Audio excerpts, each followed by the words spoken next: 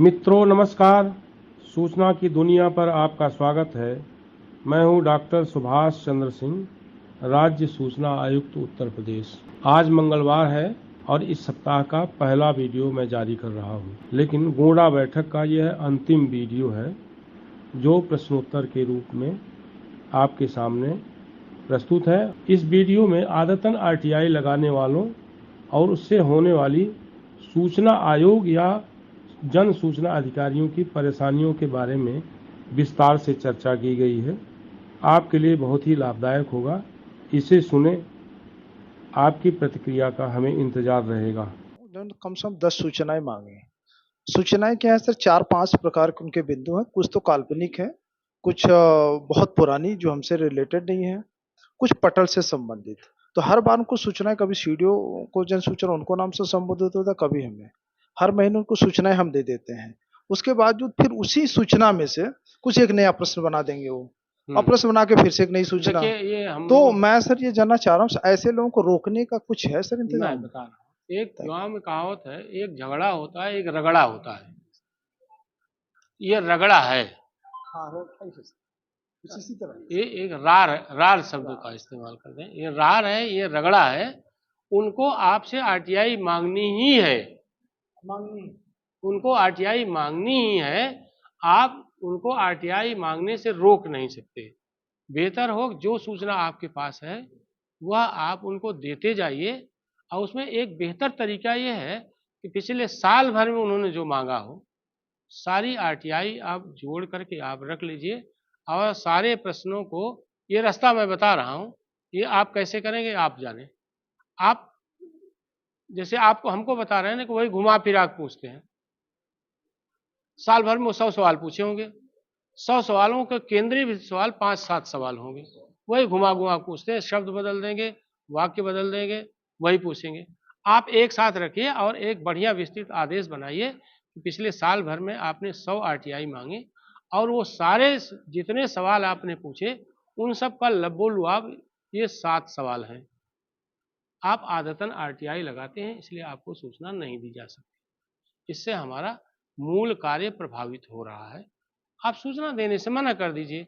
यही न होगा कि हमारे पास आएंगे ना, तो हम इसी आधार पर उनकी पत्रावली को गुण दोष के आधार पर निस्तारित कर देंगे।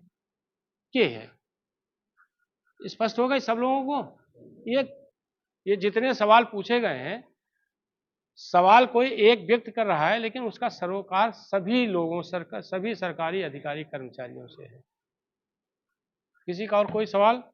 सर आप एकदम पूछिए, आराम से पूछिए। सर मेरा नाम नरेंद्र यादव है। नरेंद्र यादव सर। हाँ। और आरटीआई सेल जो हमारे एसपी ऑफिस में। पद नाम क्या है? Inspector sir. इंस्पेक्टर कहाँ? यहीं सर, डिस्ट्रिक्ट गोंडा। गोंडा में इंस्पेक्टर? सर इंस्पेक्टर थाने में हो या? नहीं सर, आरटीआई सेल प्रभारी हूँ। आरटीआई सेल के प्रभारी हो, इंस्पेक्टर पद है सर। बताओ।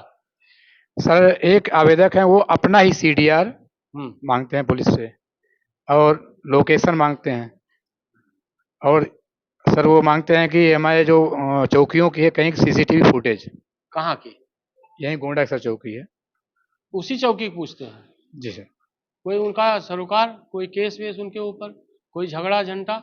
केस हो सर, जो हम लोग संज्ञान में पहले कभी जेल लोग गए थे। हाँ। उनकी अरेस्टिंग कहाँ से हुई थी हम लोग नहीं पता, हम लोग तो बाद में आए हैं। लेकिन उनका ये मांगना है कि हमारे ही मोबाइल सीडीआर इस डेट में 1 साल की, और ये हमारी लोकेशन, और ये और प्लस वो मांगते हैं कि सीआरपी से आईपीसी में अरेस्टिंग कैसे की जाती है।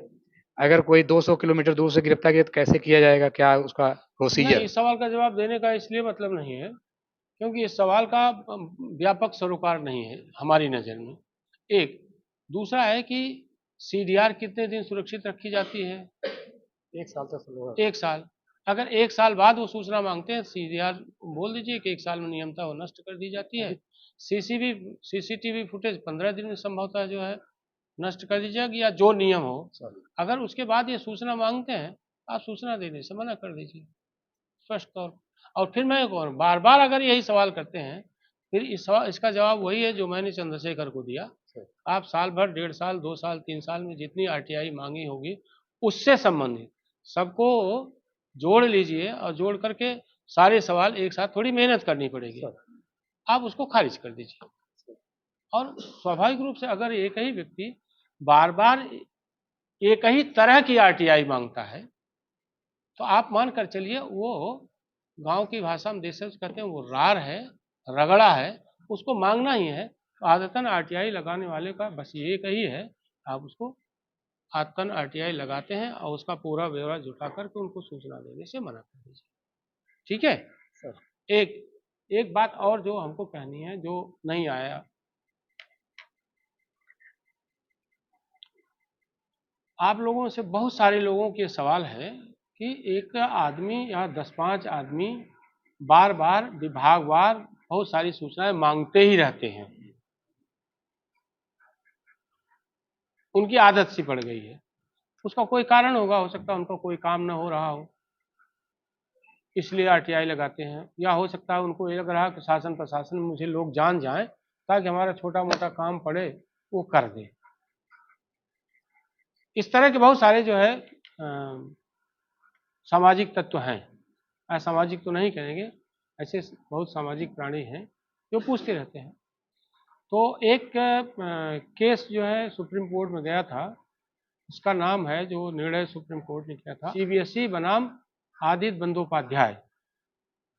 बहुत स्पष्ट है, उसमें कहा गया है किसी आरटीआई के कारण या बहुत सारी आरटीआईज के कारण अगर आपका मूल कार्य प्रभावित हो रहा है 75% तक, तो आप उस आरटीआई का, उन आरटीआईज का जवाब देने से मना कर सकते हैं। जैसे इन्होंने कहा नरेंद्र यादव नाम है, नरेंद्र यादव ने कहा, चंद्रशेखर ने कहा,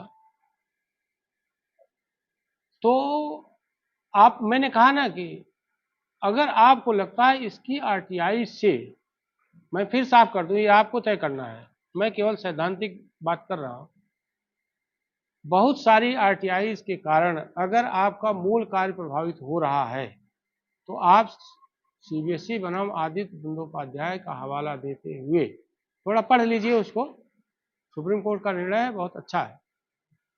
एक बार ठीक से पढ़ लेंगे तो मुझे लगता है कि वो आपकी समस्या का स्थायी समाधान हो जाएगा। सीबीएसई बनाम आदित्य बंदोपाध्याय।